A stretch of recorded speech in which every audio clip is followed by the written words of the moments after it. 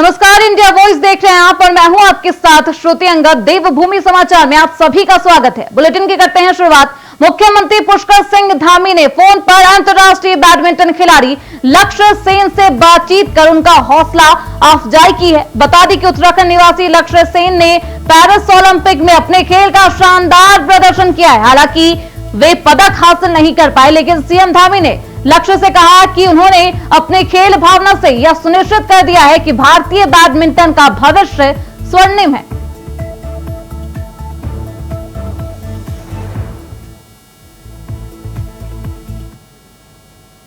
खबरों बढ़ते आगे। पेरिस ओलंपिक 2024 की कुश्ती प्रतिस्पर्धा में शानदार प्रदर्शन करते हुए कांस्य पदक जीतने पर अमन शेरावत को मुख्यमंत्री पुष्कर सिंह धामी ने हार्दिक बधाई व शुभकामनाएं दी है। उन्होंने कहा कि आपकी कठिन मेहनत, समर्पण और खेल के प्रति प्यार ने आपको इस ऐतिहासिक सफलता तक पहुंचाया है। आपकी इस उपलब्धि पर समस्त देशवासियों को गर्व है।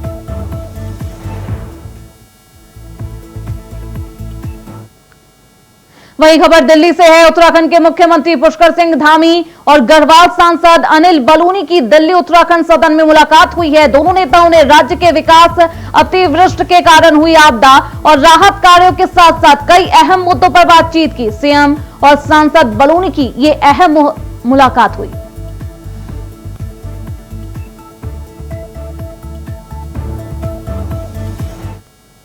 वहीं खबर रुड़की से है, जहां एक तरफ देश में 15 अगस्त को आजादी का जश्न धूमधाम से मनाया जाता है, वहीं उत्तराखंड राज्य के जिला हरिद्वार की भगवानपुर तहसील का हजारा टोंगिया गांव आज भी आजादी का जश्न देखने को तरस रहा है। इन तस्वीरों को देखकर आप सभी की आंखें भी नम हो जाएगी। जिस गांव में हल्की बारिश होने पर नदी का पानी गांव को बंधक बना लेता है, उस गांव की कहानी आप तस्वीरों में देख सकते हैं। पीएम मोदी की हर घर शौचालय की योजना इस गांव में आकर दम तोड़ देती है। आज भी बहु बेटियों के पास शौचालय की सुविधा तक नहीं है, जिसके चलते उनको जंगल में जाना पड़ता है, जहां उनका सामना जंगली जानवरों और जहरीले सांपों से भी होता रहता है। वहीं दूसरी तस्वीर कच्चे मकानों की है, जो अपनी बदकीमती के आंसू बहाकर राज्य सरकार को कोस रहे हैं। आजादी को तरस रहा हजारा टोंगिया गांव बुनियादी सुविधाओं को तरस रहे लोग यातायात, स्वास्थ्य, शिक्षा, पेयजल किल्लत से परेशान हैं। गांव का दुर्भाग्य कहे या फिर शासन प्रशासन की लापरवाही।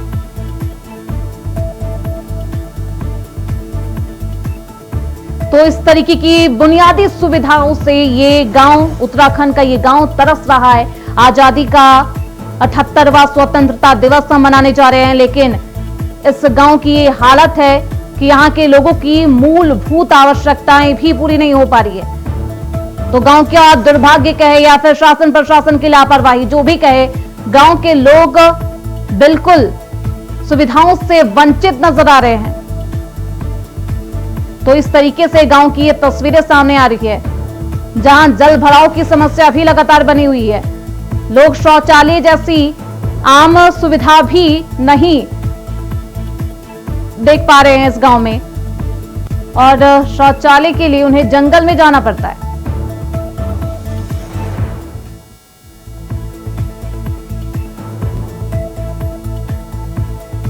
तो यातायात, स्वास्थ्य सेवा की भी परेशानी है यहां पर।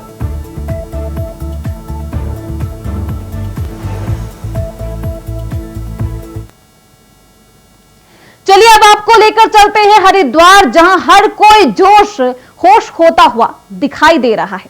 तस्वीरें लाठीबाजी की है। जी हां, लाठीबाजी हो रही है। ये जंग का नजारा नहीं है, ये जंग का नजारा हरिद्वार की तरफ से सामने आया, जहां रेलवे स्टेशन के बाहर से ये तस्वीरें सामने आई है, जहां सड़क पर यात्रियों को बैठने के कंपटीशन में लठ निकाल आए हैं। और फिर जो हुआ इस वीडियो में आप देख लीजिए। ई रिक्शा वालों की रणभूमि या यही हाल है। यात्री को देखते ही टूट पड़ते हैं यहाँ लोग। कई बार तो यात्री कहीं और सामान कहीं होता है, मगर अब तो बात लाठीबाजी पर आ गई है। तो ये तस्वीरें सामने आ रही है, हरिद्वार की तस्वीरें हैं जो सोशल मीडिया पर वायरल है।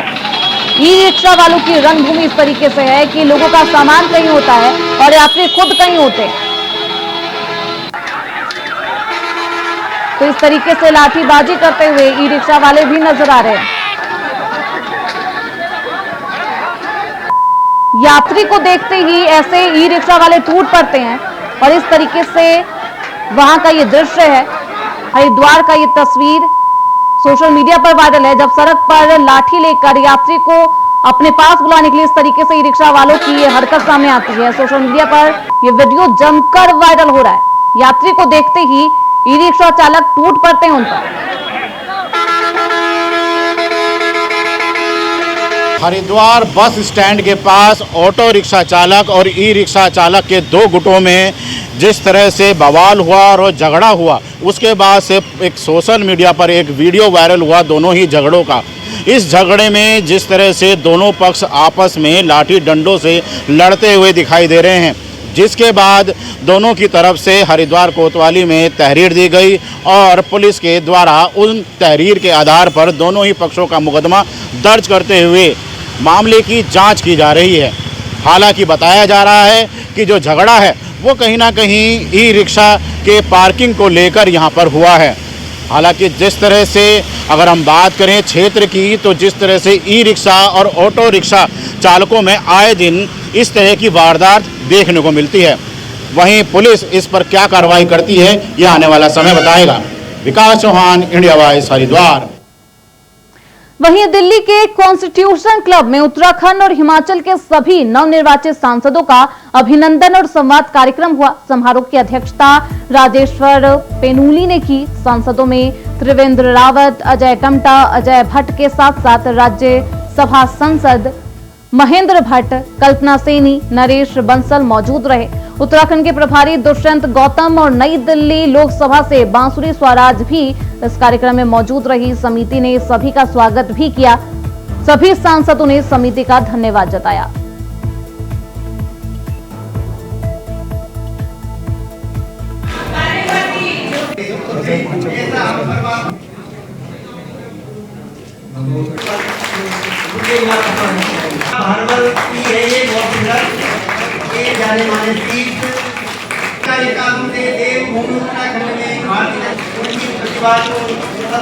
तो लोक समिति ने कार्यक्रम किया है, यही हमारी संस्कार और संस्कृति होती है, जिसके बहाने हम जुड़ते हैं, मिलते हैं, आने वाली जनरेशन को भी बता पाते हैं कि हम किसके सहारे से हम चल रहे हैं, कैसे हमने अपनी संस्कृति संस्कारों के बारे में उत्तराखंड को पर्यावरण किया है और देश उत्तराखंड को बचाने का भी लगातार संस्कृति के द्वारा खान पान हर चीज़ को हम आगे बढ़ाने का काम करते हैं। कल्चर प्रोग्राम भी आपने यहाँ पर देखा होगा, ये सभी लोग देश को बचाने के लिए देश के एक प्रहरी की तरह काम करते हैं और उसमें आपने देखा होगा इन्हीं लोगों ने दिल्ली की 7 सीटें और उत्तराखंड की 5 सीट जिताने का काम भी किया। सभी लोगों ने आज हमारे जो 5 नवनिर्वाचित सांसद राज्यसभा के 3 सांसदों का बहुत अभिनंदन किया है। मैं बहुत धन्यवाद देता हूँ। उत्तराखंड के प्रति जो उनका प्यार आशीर्वाद लगातार बना रहे हैं, लगातार अपने गाँव घरों में जा करके अपने उत्तराखंड के साथ साथ दिल्ली में अपना योगदान देते हैं। ऐसे सभी समाज को जोड़ने का माध्यम होता है, अपने संस्कृति उससे जुड़े हुए कार्यक्रम और तमाम तरह के कार्यक्रम यहाँ पर करते हैं। साथ ही उत्तराखंड के डेवलपमेंट के लिए विशेष रूप से जो पर्वतीय क्षेत्र है उसके विकास के लिए यहाँ पर तमाम विद्वान लोग इकट्ठे होते हैं, अपनी बातचीत रखते हैं और अपना जो भी उनका निचोड़ निकलता है, निष्कर्ष निकलता है, तो हम लोग वो करते हैं। के विकास को भी मेरे उत्तराखंड के लोगों को बहुत बड़ा योगदान है और इस समिति ने आज अपने राज्य के 8 सांसदों को सम्मान जो किया है, उसके पीछे का भाव उत्तराखंड के राज्य के संवर्धन विकास के लिए और मैं बधाई देता हूँ समिति को कि आज उन्होंने अपने राज्य के सांसद क्षेत्र के भी जो लोकप्रिय सांसद हैं आसुनी जी का आगमन हुआ। तो मैं कह सकता हूँ कि आखिरकार उत्तराखंड की तो वैसे जिस राज्य में जहाँ भी रहता है उस क्षेत्र के विकास में बहुत बड़ा योगदान रहता है और जहाँ हमने अपने राज्य के विकास में योगदान की अपेक्षा की, मुझे पूरा विश्वास है कि दिल्ली के विकास में भी और उत्तराखंड के विकास में बहुत बड़ा हमारे 8 के 8 5 राज्यसभा और 5 लोकसभा के और 3 राज्यसभा के सारी जनता की सेवा के लिए लगे हुए हैं। आपको कहीं कोई दिक्कत हो, कहीं कोई परेशानी हो, हम लोग सब साथ हैं, आपके साथ हैं। हमें उससे विचार आया कि हमें सबको साथ दिखना चाहिए, क्योंकि पार्टी के अंदर की बात थी, अब ये जनता के सामने भी आनी चाहिए कि हम सब साथ साथ हैं और जनता को एक विश्वास बनना चाहिए। और अभी त्रिवेंद्र रावत जी भी ने आपके सामने ही बोला, बड़े अच्छे तरीके से बोला, इजराइल इसलिए बचा हुआ है कि हम एकजुट हैं। आप भी इसीलिए रहेंगे आगे, आप एकजुट हैं। तो हमें कहीं ना कहीं दिखलाना पड़ेगा उत्तराखंड एकजुट है। और जब उसके सांसद एकजुट है तो धीरे धीरे मैसेज पूरी क्षेत्र में, पूरी जगह में, पूरी अलग अलग संस्थाओं में, अलग अलग लेवल पे जाएगा। और एक हमारे जो है सम्मान भी मिलेगा और साथ साथ हमें उत्तराखंड के विकास में योगदान भी मिलेगा।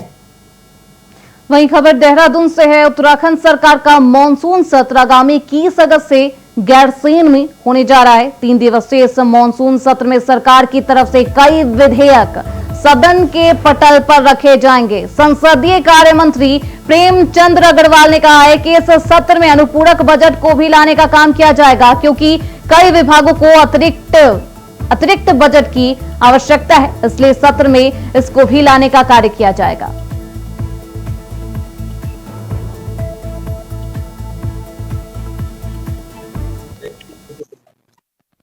देखिए, आप जानते हैं कि हमारे यहाँ 6 महीने के अंदर हमें अगला विधानसभा सत्र लाने की संवैधानिक बाध्यता रहती है। उस नाते हमारे विधानसभा सत्र भराड़ी सैन में 21, 22, 23 अगस्त को हम लोग आहूत कर रहे हैं। और हमारे पास जो बिजनेस है अभी तक, इस नाते हमने अवधि तय भी की है और उसी के लिए हम लोग ये विधानसभा सत्र हम लोग इसमें हम उन्हीं विधेयकों को इसमें लाने का भी काम करेंगे। संभावना लगती है, क्योंकि हमारे यहाँ कुछ विभागों ने कंटिजेंसी से अपना फंड लिया है, कुछ विभागों ने आवश्यकता महसूस की है। और साथ में हमारे यहाँ केंद्र के जो बजट प्रस्तुत होने के बाद जो नई स्कीम्स आई है, उसको लेके भी फंड हमें यानी बजट देने की बात, उसमें प्रावधान करने की बात रहती है। तो एक कैबिनेट के अंदर अनुपूरक बजट आए, उसके लेकर प्रस्ताव यदि पारित होगा तो फिर हम इसे सत्र में भी ला सकते हैं। खबरें बढ़ते आगे। प्रदेश की ग्रीष्मकालीन राजधानी गैरसैंण में 21 अगस्त से 3 दिवसीय मानसून सत्र शुरू होगा। वहीं पूर्व सीएम हरीश रावत गैरसैंण में उपवास पर बैठेंगे। उनका कहना है कि ग्रीष्मकालीन राजधानी के चिन्ह खोलने के लिए गैरसैंण जाऊंगा। साथ ही बीजेपी सरकार के शासन में गैरसैंण की लगातार उपेक्षा भी की जा रही है।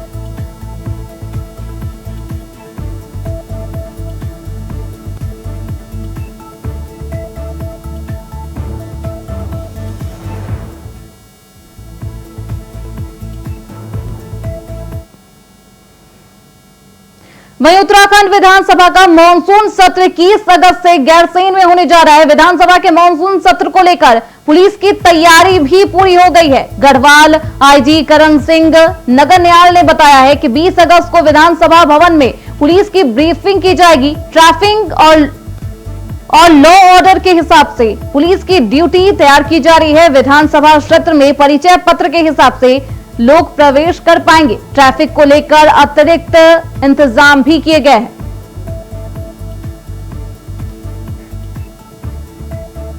चमोली सीयू और इंस्पेक्टर गैरसैंण और भराड़ी सैन के सारे अधिकारी वहां बैठे हुए, उन्होंने अपनी कितने पुलिस बल की आवश्यकता होगी इसकी मांग भेज दी है, कितने वाहनों की आवश्यकता होगी, इन सब सारी डिमांड वहां पे भेज दी है। हमने उस हिसाब से स्वीकृत कर दिया है कि जितने पुलिस बल पीएसी इत्यादि की आवश्यकता है हम उनको अलॉट करते रहे। और बाकी जहां जहां बैरियर इत्यादि यातायात को व्यवस्थित करने के लिए ड्यूटियां हैं, अनावश्यक भीड़ का दबाव विधानसभा में न पड़े उसके लिए ड्यूटियां हैं, वो सारी चीजें चिन्हित कर दी गई। वहीं बांग्लादेश में हिंदुओं पर अत्याचार और दमन के खिलाफ कोटद्वार में भी आक्रोश देखने को मिल रहा है। बड़ी संख्या में युवाओं ने आक्रोश रैली निकालते हुए बांग्लादेश सरकार के खिलाफ नारेबाजी की है। साथ ही बांग्लादेश सरकार का पुतला दहन कर विरोध जताया है। इस्लामिक जिहाद के खिलाफ हिंदू संगठनों और हिंदू समुदाय की ओर से निकाली गई रैली में युवाओं के साथ ही पूर्व सैनिक और महिलाओं ने भी अपना आक्रोश दिखाया। इस दौरान प्रदर्शनकारियों ने इस्लामिक जिहाद के खिलाफ जमकर नारेबाजी की।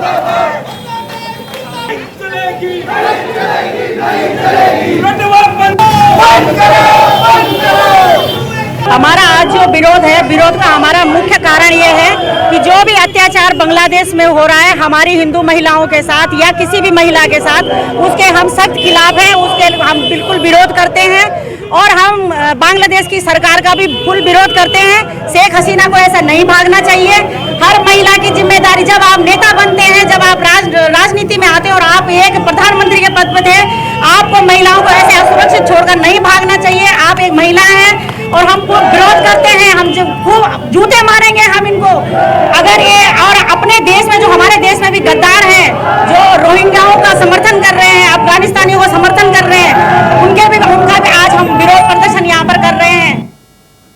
वहीं मानसून के दौरान डेंगू की समस्या भी बढ़ जाती है। राजधानी देहरादून की बात करें तो यहां पिछले साल के मुताबिक अभी तक डेंगू का एक भी पॉजिटिव केस नहीं आया है। देहरादून के मुख्य नगर स्वास्थ्य अधिकारी अविनाश खन्ना ने बताया कि पिछले साल जुलाई के आखिर तक 150 केस डेंगू के मिले थे, लेकिन इस साल अभी तक एक भी मामला दर्ज नहीं किया गया है। इस तरह पता चलता है कि डेंगू को लेकर सरकार के प्रयास सकारात्मक रहे हैं।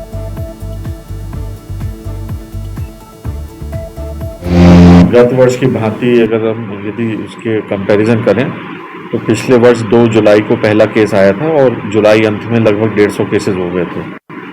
और अभी हमारा जो है, आज हम 9 अगस्त में हैं, यह आपको जानकर हर्ष होगा कि हम लोगों की मेहनत अभी तक सफल हो गई है। अभी तक डेंगू का हमारे देहरादून के अंदर 0 केसेस रिपोर्टेड हैं तथा अन्य अस्पतालों में भी जैसे मालूम किया गया, जाके भी देखा गया है निरीक्षण के दौरान कि अभी बुखार के भी केसेस 0 हैं हमारे यहाँ पर रिपोर्टेड। तो इसका मतलब है कि अभी हम लोग काफ़ी अच्छे तरीके से अभी तक इस स्थिति को हम लोग जो है नियंत्रण में रखे गए तथा हमारी कार्य योजना इस तरीके से बनाई गई है कि आने वाले दिनों में भी हम इसका डट कर मुकाबला करेंगे। खबरों बढ़ते आगे, मानसून के दौरान सफाई व्यवस्था एक बड़ी चुनौती बनकर सामने आ रही है। वहीं राजधानी देहरादून की बात करें तो यहां पर जगह जगह कूड़े के ढेर लगे होते हैं जो कि मानसून के दौरान बीमारियों का अड्डा बन जाते हैं। वहीं देहरादून में लगातार फॉगिंग की व्यवस्था भी की जा रही है और चूक पाए जाने पर चालान की कार्यवाही भी की जा रही है।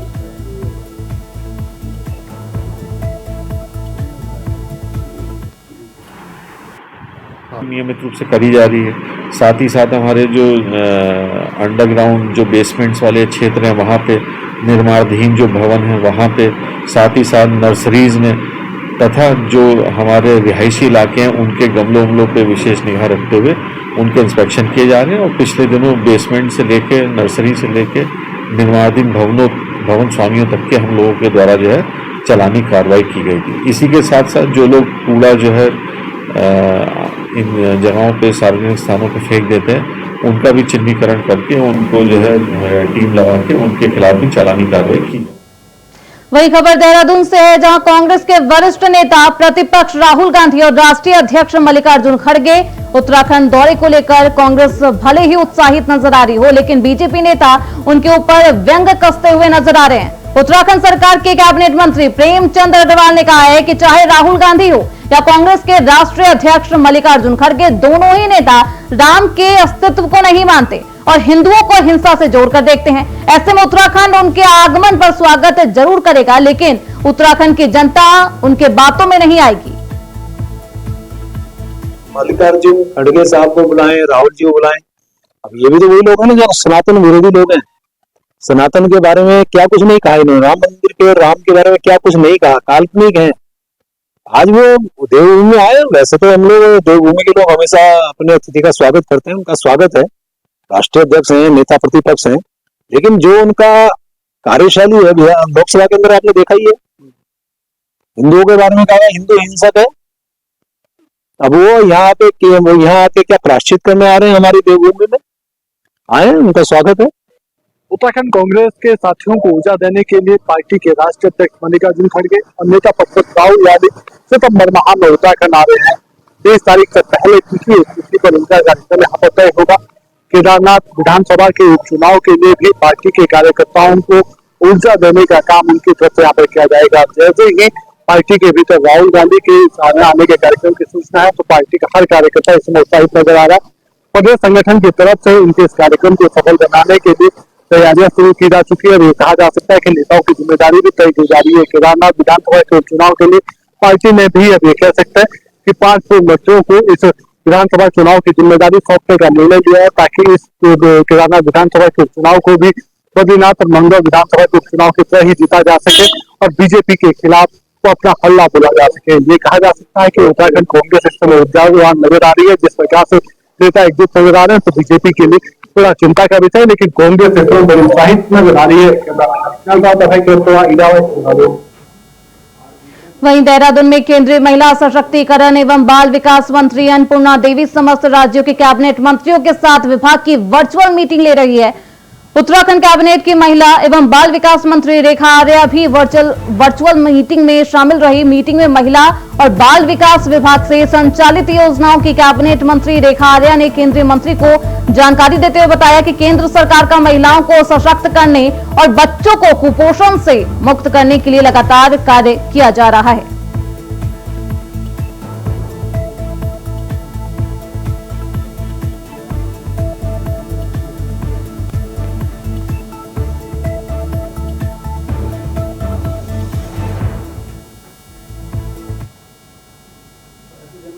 देवभूमि समाचार में आज के लिए बस इतना ही। देखते रहिए इंडिया वॉइस।